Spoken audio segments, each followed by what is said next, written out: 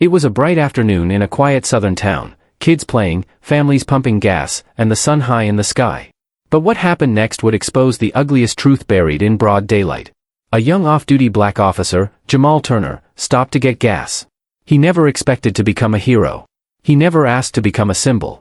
But when he stood up for a terrified cashier against 3 angry white men, he wasn't just fighting fists, he was fighting a system that was never built to protect him. The entire town watched. Some recorded. Some cheered.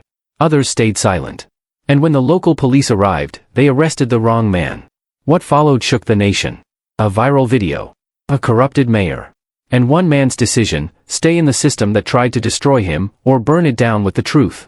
Stay with us till the end, because this is more than a fight. This is about justice in broad daylight. Don't forget to like, subscribe, and share this story, because someone you know needs to hear it. It was the kind of afternoon most people wouldn't remember. The sky was clear, the air was warm, and the streets of the small Georgia town bustled with the quiet rhythm of everyday life.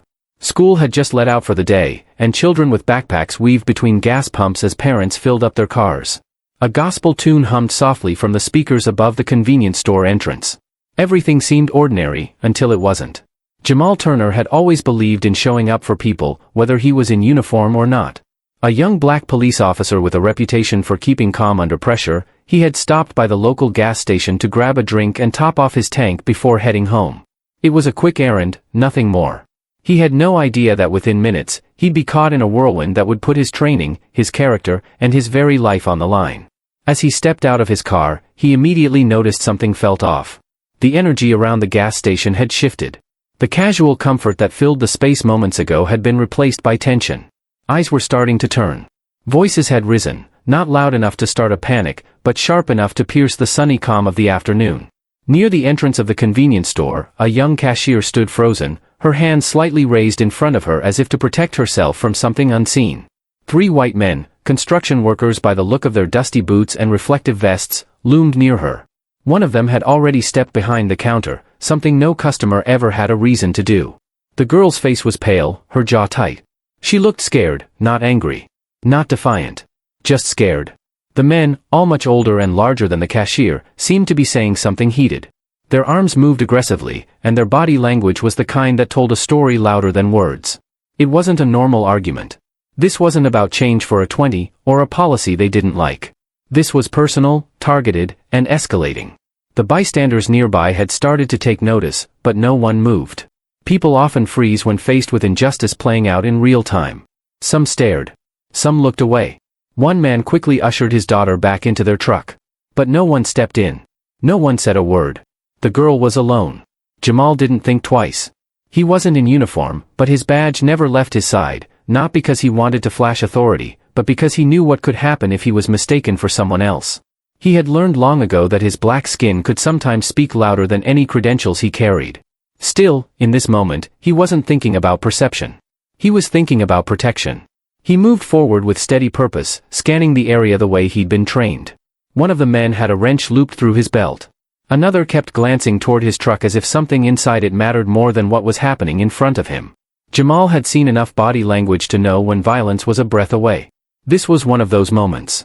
The cashier tried to keep her composure, but Jamal could see her hands trembling. She mouthed something, he couldn't make it out, but it was clear she wanted someone to intervene. She needed help.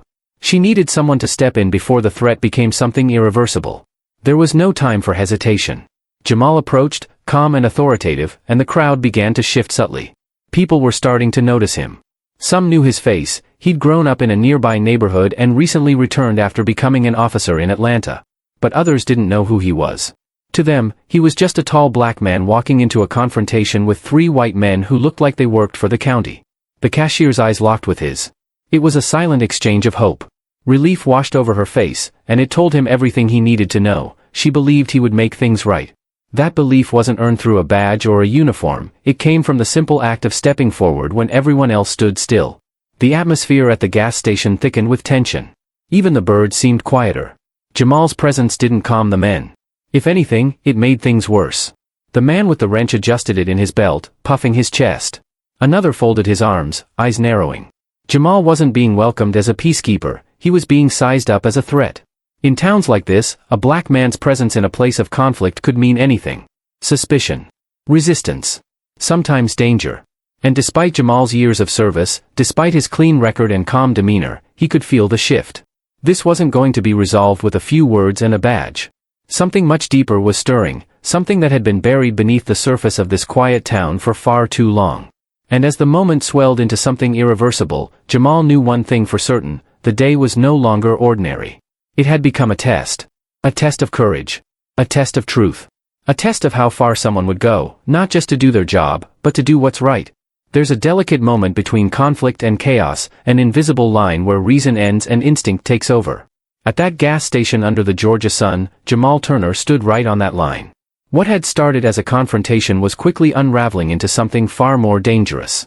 And while Jamal had hoped that his calm authority would be enough to de-escalate the situation, the body language of the three men made it clear this wasn't going to end peacefully.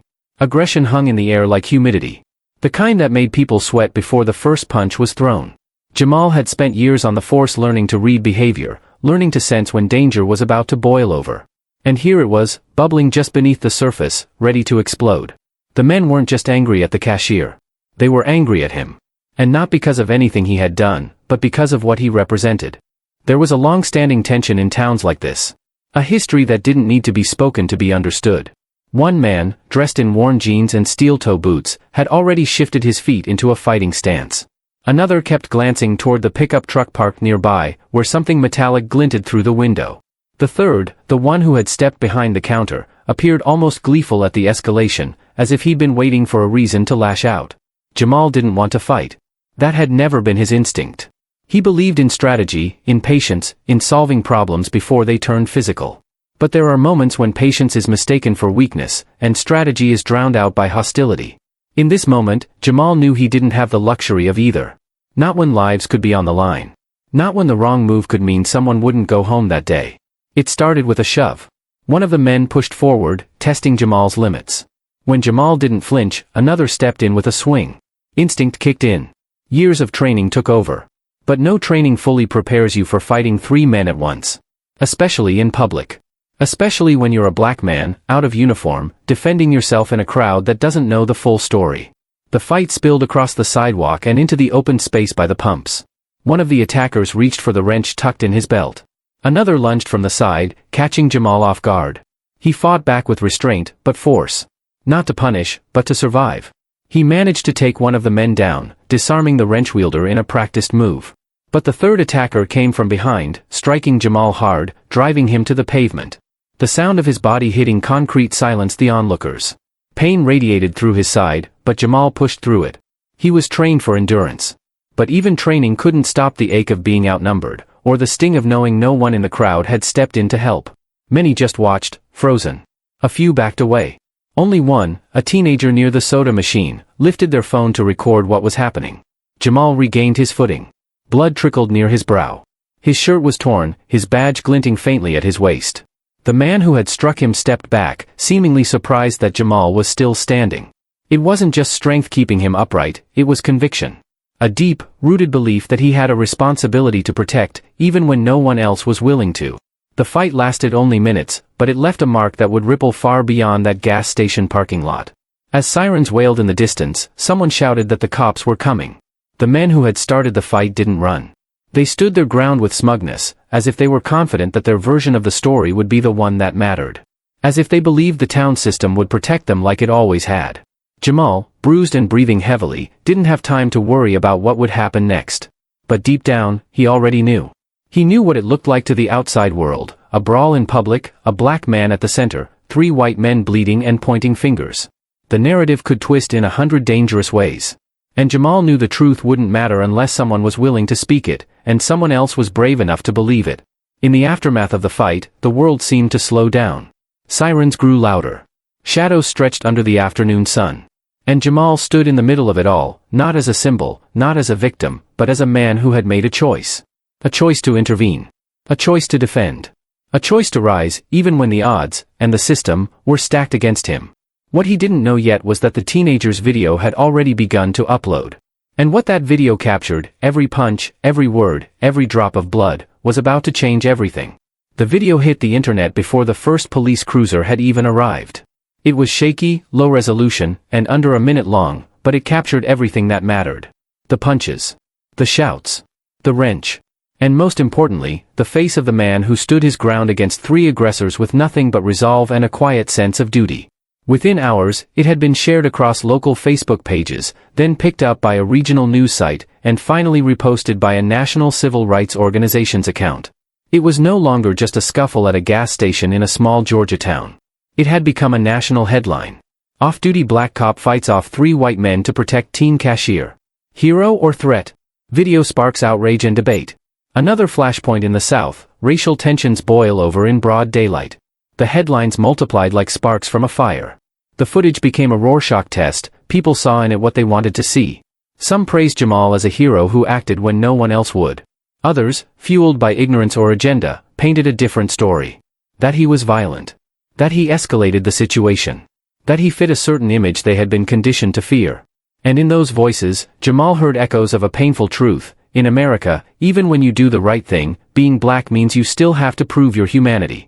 Back in town, the police department was caught in a storm. Jamal's commanding officer had known him for years, respected him, even, but now found himself answering to county officials, press inquiries, and public opinion. An internal review was launched within hours. Statements were taken. The 3 men involved claimed Jamal assaulted them unprovoked. They had bruises, scratches, and one had a fractured wrist. But the video, partial though it was, told a different story. It showed the aggression beginning before Jamal even raised a hand. It showed a man stepping in to stop an act of intimidation, only to become the target himself. Meanwhile, Jamal remained silent. Not out of guilt, but out of calculation. He knew that anything he said could be taken out of context. Twisted. Misquoted. He had grown up knowing how quickly narratives could turn, how systems could tilt against people who looked like him. Instead, he let the video speak for him. And it spoke louder than words ever could. Support began to pour in.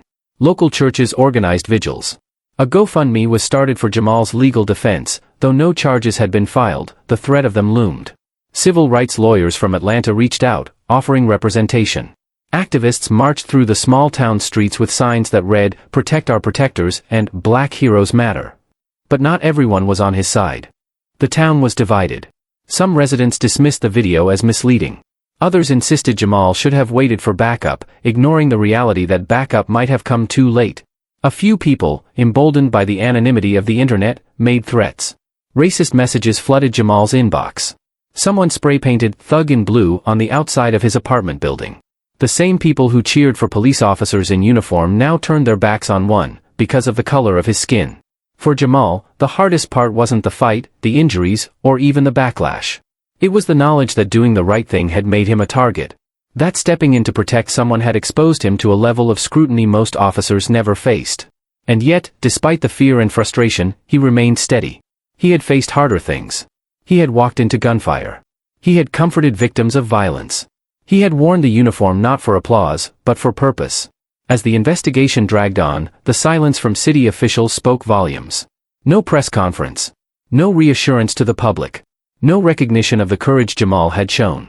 It was as if the town was waiting, hoping the story would fade, that the headlines would move on, that the moment would pass. But the internet never forgets. And in living rooms across the country, people continued to press play on that 1-minute video, watching as truth unfolded in frame after frame. What began as a random act of bravery had turned into a cultural litmus test. People debated whether Jamal should be punished or promoted. Whether he had broken protocol or saved a life. But beneath all the noise, the truth remained simple. He had done what most wouldn't. He had stepped forward when others stepped back. He had put his body between harm and innocence. And that truth, though threatened, doubted, and debated, could not be erased. Jamal waited as the days turned into weeks. He showed up at work when allowed. He answered every question asked of him. He held his head high, not out of pride, but because lowering it meant surrender. And Jamal Turner was not someone who surrendered easily, not to hate, not to fear, and not to a system that still struggled to see him clearly. The town of Colton Hollow had always been a place where things simmered beneath the surface. Tensions didn't erupt, they lingered. Conversations didn't happen, they were avoided. It was the kind of place where people smiled in grocery aisles but looked away when injustice took root. And now, with Jamal Turner's name on national headlines and his face etched into millions of phone screens, silence was no longer an option. In the weeks following the gas station incident, fault lines began to appear in the town's carefully crafted image. Churches once united in faith found themselves split down lines of race and politics. School board meetings erupted with impromptu debates about equity and discipline. Yard signs appeared overnight, some in support of Jamal, others bearing thinly veiled resentment masked as calls for law and order. Every corner of the town became a battleground for something deeper, older, and more complex than just one fight. At the heart of it, Jamal became a symbol of courage for some, of disruption for others. He never asked to be that symbol. He had wanted to serve his community quietly, consistently, with dignity. But the video made that impossible. Now every word he said carried weight. Every gesture was analyzed. Even his silence became a kind of speech. He found himself walking through a landscape where loyalty was conditional, and justice came with caveats. The department's internal investigation continued behind closed doors. Lawyers reviewed frame-by-frame footage. Officers were interviewed. Policies were scrutinized. Meanwhile, the three men involved retained attorneys and held interviews of their own, painting themselves as victims of a man they claimed had a chip on his shoulder and a personal agenda. They cited fear. They cited confusion. But what they didn't cite, what they never once admitted, was accountability. Local officials stayed mostly quiet, but their decisions spoke volumes. Jamal remained on administrative leave. His badge sat locked in a desk drawer. And while community leaders called for clarity, the department gave none. They issued statements with carefully chosen words, phrases like ongoing review, concern for public trust, and commitment to fairness. But fairness felt like a moving target. Because everyone knew if the roles had been reversed, if a white officer had fought off three black men threatening a white cashier, he would have been hailed as a hero without hesitation. The national media, once hot with attention, began to move on to newer headlines. Another protest in another city. Another name trending. Another video shared. That's how these stories go. The cycle spins fast. But for Jamal, time stood still. He wasn't just trying to clear his name. He was trying to preserve his future. Every delay chipped away at his credibility. Every day without resolution fueled more rumors, more doubt, more distance between him and the people he swore to protect. But amid the noise, there were moments of quiet resistance. A retired judge sent him a handwritten letter, thanking him for his courage. A group of students organized a peaceful march through town square, their homemade signs declaring, "We see you, Officer Turner."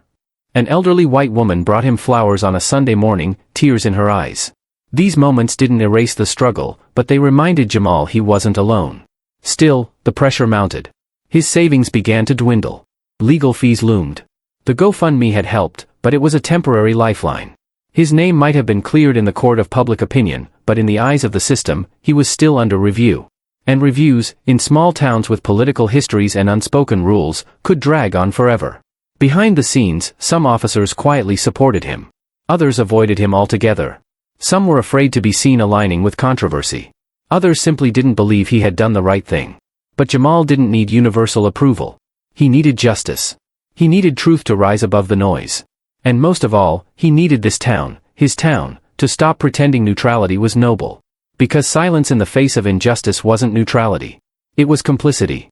The district attorney finally issued a statement that surprised everyone. Charges would not be filed against Jamal or the three men. Instead, they announced that all parties will be referred to mediation and conflict resolution resources. It was a bureaucratic sidestep. A compromise meant to quiet outrage without correcting wrongs. For Jamal, it felt like a half measure. Not guilty, but not vindicated either. Not punished, but not protected. A non-answer dressed in legal language. But the town had changed. Something irreversible had shifted. Conversations were happening in church basements and barber shops, in high school classrooms and city hall corridors. People were talking about race, justice, and the cost of silence. Jamal had lit a fire he never meant to start, and now the community was forced to choose whether it would let it burn through division, or forge something new from the ashes. And as Jamal looked toward the horizon, one thing was clear: this story wasn't over. It was only beginning. Standing at the center of a town divided, Jamal Turner felt the weight of every expectation pressing down on him. Courage came with a cost, one he hadn't fully understood until that moment. It wasn't just the physical bruises or the bruised ego, but something deeper: the erosion of trust, the shifting of relationships, the questions that lingered in the eyes of neighbors and colleagues alike. Even before the internal review ended, the ripple effects of the fight reached into every corner of Jamal's life. His family felt the strain first.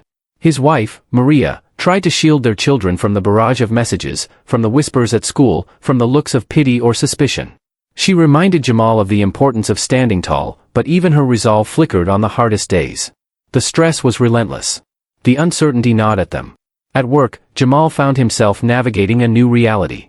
The camaraderie he once shared with fellow officers felt fragile, fractured. Some offered silent nods of support, others turned away, uncomfortable with the storm he had brought upon the department. Jamal's phone buzzed less with casual messages and more with official requests for statements and interviews. His every action was scrutinized, by his superiors, by the press, and by the community he served. Yet Jamal refused to be defined by this moment of conflict. He knew that true courage was not just about fighting in the streets but about continuing to show up when the easy path was to disappear. He doubled down on his commitment to his job, volunteering for community outreach, speaking at local schools about respect and resilience, and mentoring youth who, like him, walked a tightrope of expectations. But the fight, the viral video, and the public scrutiny had opened wounds that no amount of goodwill could immediately heal. His name became a battleground, debated in online forums, dissected on cable news, twisted in political rhetoric. People talked about law and order, but too often that phrase was a code for something else: fear of change, fear of accountability, fear of a black man who refused to back down. Through it all, Jamal kept a quiet resolve.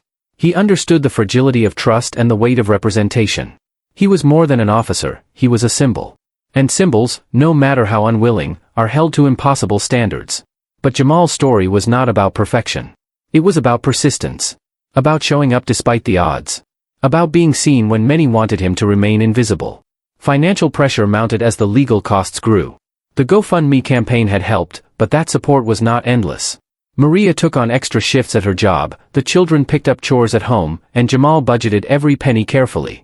It was a sacrifice, one that reminded him daily that justice was often expensive, even when you were innocent. The mediation sessions ordered by the district attorney's office proved tense and unproductive. The three men refused to accept any responsibility. Their attorneys framed the fight as an unfortunate misunderstanding blown out of proportion. Jamal's side emphasized self-defense and protection of the community. But the town's mediation efforts felt like a band-aid on a deep wound, something to be endured rather than a true path to healing.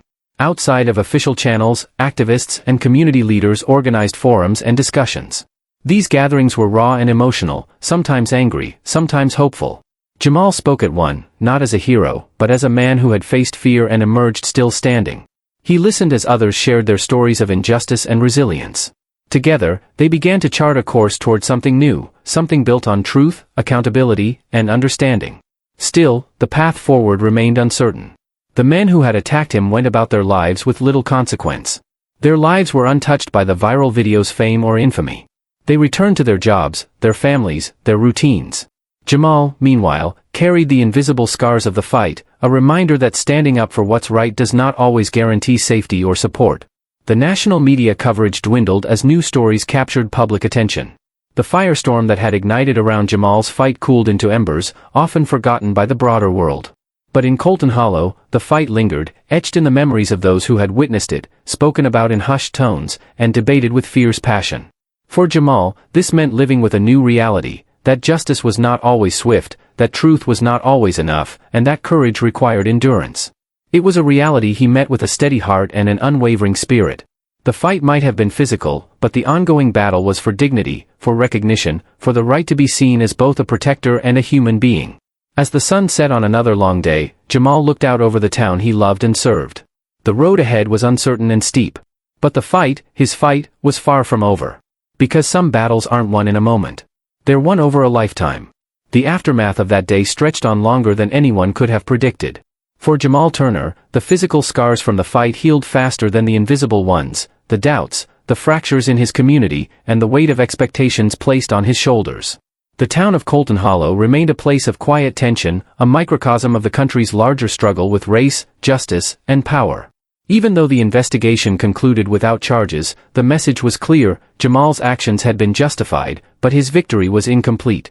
Vindication came wrapped in ambiguity, leaving him in a liminal space, neither fully exonerated nor fully embraced. This was the cost of standing up when the world expected silence. Slowly, cracks began to show in the town's facade. Conversations that had been buried surfaced. People began to question what had been accepted for so long. Some neighbors, once indifferent or hostile, sought Jamal out, hoping to understand his experience, to bridge the divide. Others remained entrenched, their resistance hardened by fear or resentment. Jamal's role evolved. No longer just an officer, he became a symbol of resilience, a living reminder of the fight for dignity in a system too often unwilling to grant it. Schools invited him to speak about courage and justice, community groups looked to him for leadership. He embraced this responsibility, knowing it was bigger than himself. It was about change, even if it came slowly. But change was neither simple nor linear. The town's racial and social dynamics remained fraught, complicated by history and unspoken grievances. The three men who had attacked Jamal returned to their lives largely untouched, a stark contrast to the scrutiny and hardship he endured. Their actions had consequences only in the court of public opinion, where judgment was as fickle as the news cycle. The department took steps to address the fractures revealed by the incident. Training programs on bias and community relations were introduced, policies revisited.